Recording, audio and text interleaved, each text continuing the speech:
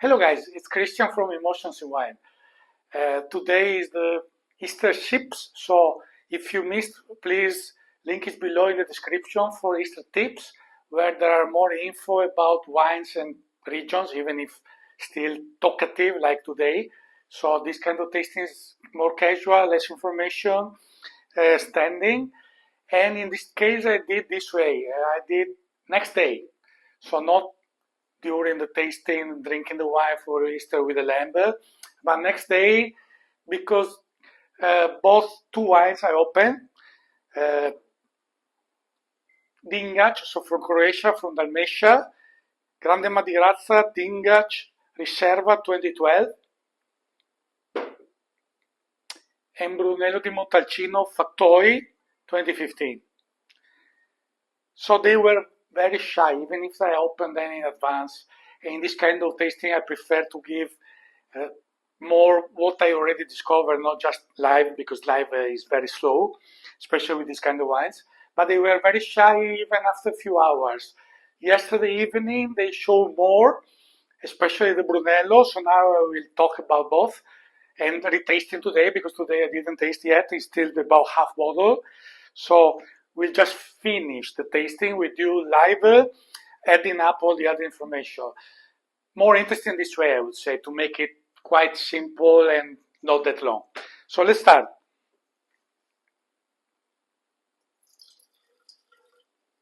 So Madirazza, as said, the winery, the info in the other video, if you want to know more even about Dingač, I will just give you some images here just to remind a bit. So Dingač is the most important red wine in Croatia, the first appellation in the 60s. 2012 Riserva that I tried last summer, so I described it on that memory, but this time it showed very different. This is interesting. Every bottle has a different history, and besides that, the aging gives you different moments in the life of a wine. So even afterwards, when you are in the perfect drinking window, you can have a moment that the wine is shyer, showing less for the evolution it is having, or turned into other characters. That is the tertiary notes, mostly, of course. So it's something that cannot be absolute. So that is the beauty also of wine, catching the right moments. Of course, if you have a good memory from the previous time, 1 year earlier, let's say, and then the next time is less interesting, is a bit disappointing, but that's the beauty of wine, that keep changing. So the Dingač is showing much less interesting than last summer. It was the dark fruit first of all, and then a lot of plants like rhubarb. I was even wondering what can remind it. I think rhubarb, which I never smelled actually in a wine, was the main marker. Even today, at the first smell, I still find it less intense, but still. Then, over time, it showed a bit of Mediterranean herbs, but very little this time compared to last summer, which is quite characteristic of these wines, and a bit of olives, some other spiciness, but the marker was by far this rhubarb bittery, also plant note. On the palate better, because the 3 grams residual, as I explained before, and the tannin now is more gentle, more rounded, very balanced wine. So you have this sweet fruit on the palate, and then a bit of other characters, but not the mark in the rhubarb note. Let's see how it's now.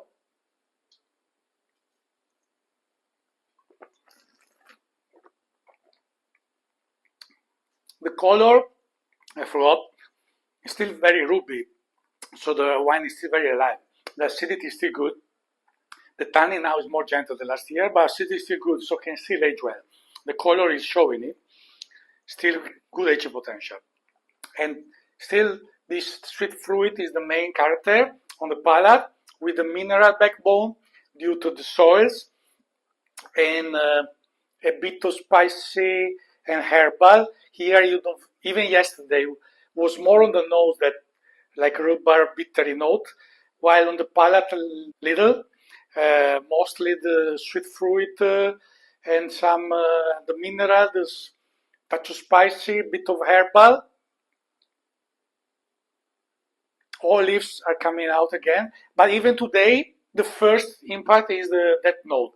So the others are coming later. So in a way, less pleasant than last year, also less elegant, we can say, because that note is not that nice, even if it's something natural, but it's a bit bittery on the nose, so it's less elegant. And the complexity is not huge, even like unlike last summer, because it took a long way to turn a bit and didn't turn too much yet. Even now that is the second day, now it's more than 24 hours. And still not showing much more tertiary notes, even any other earthy or whatever. Just little of the Mediterranean herbs, olives, on top of those initial notes.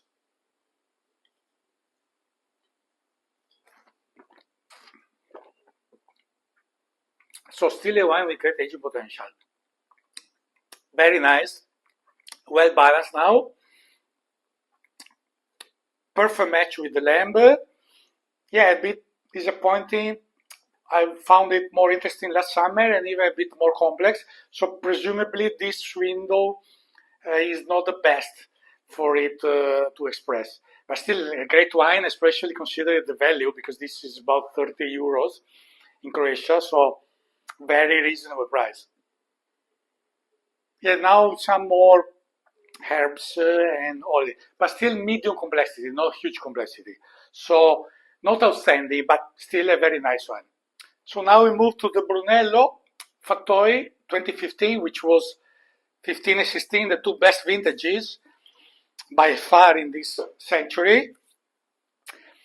The Brunello started also shy, classic, as I presented it in that other video, even more classic than I expected in a way, because there was a mention that they use also Santonneau, so they can give a bit more spiciness, but I didn't find at all. Okay, it's also aged almost 10 years, this, so that helps for sure, but my feeling is that the oak was really mostly used, so not giving much spiciness. It was shy, it showed better after 3-4 hours. Last night, very nicely. Let's see how it's now. Marking even more now. So at the beginning, a bit of dark cherry, some other dark fruit, and the mineral, and then started with some mushroomy and earthy, well, quite classic earthy in particular, but also mushroom. But mushroom was just shortly. Earthy became the most marking note. Then, after several hours, started to turn more. And yesterday night, we started to see a bit of leathery and other tertiary notes that are quite typical of an aged Brunello. So, elegant, first of all, good complexity, changing, while the other got a bit stuck. This changed further, even compared to yesterday night. Now seems still different. It's marking the leathery more now, and something else, let's see. Still the fruit, now a bit of chocolate. So keep changing. So good complexity, elegance. It took a long time, so this is the handicap of these wines. Unfortunately, they don't give you emotions right away. If you follow me, you know I don't like decanting. I prefer this way. Of course, you enjoyed it the most, probably, usually the second time you drink it or the last one. So either after a few hours or better the next day, like today, I will enjoy them both more for sure. That's it. This is the best way to drink these wines and to see the difference the first day and the second. Of course, you need to be alone or to have more bottles so that you can drink a bit of each and keep the rest for the next day. That is the best. And in holiday times, when you have the time to do it.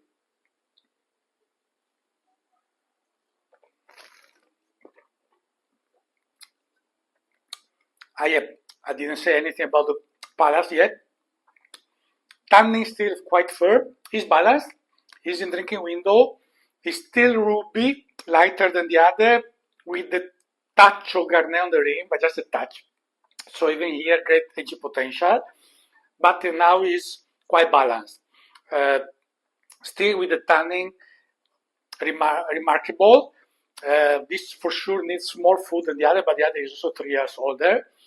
And still the acidity very present is a typical character of the Sangiovese anyway. So with the tannic structure and the acidity, they can age a lot. And then you have the mineral. So the palate is still very refreshing. Long,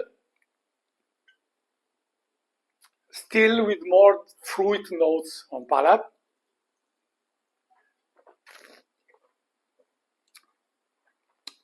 But no sweet fruit at all here.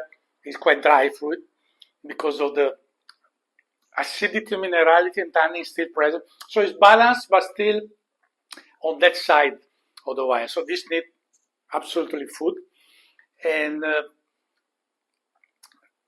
keep you salivating. So very nice, very nice. Even better than yesterday, even on the palate. So good evolution. Now is more on the classics, leathery and these things. Spiciness, very little all along the trip, let's say. Still a bit of the dark fruit, but less pronounced now. Now is mostly leathery and even earthy, not that much now. Is behind, but mostly is leathery. Behind there is the earthy, a bit of fruit. Even the minerality on the nose is marking now, and still showing freshness, so really can age a lot. For the vintage, I would have expected maybe touch more complex, but it's very elegant, refined, and with a good complexity. Is a great wine, honestly, and still very lively. So perfect. Even that, maybe I was expecting a bit more rounder, but it's true.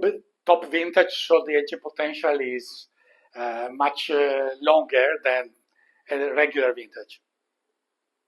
So overall, contrasting experience, especially with the lunch yesterday. They were both shy, much better afterwards, especially the Brunello. Less the Dingač, no oakiness, but even there, because that is also with Slavonian oak casks, so like this one. So the Croatian big cask. So both on that, very good. But here more complexity, more elegance, and more evolution than the other, and still being very lively and with great aging potential. The other can age still well. This one, quite a lot, even if the color, but it is also a character of the grape. Sangiovese turns more. Plavazmali probably can hold the color much longer. So I hope you enjoyed, guys. See you next time with another tasting. Salute!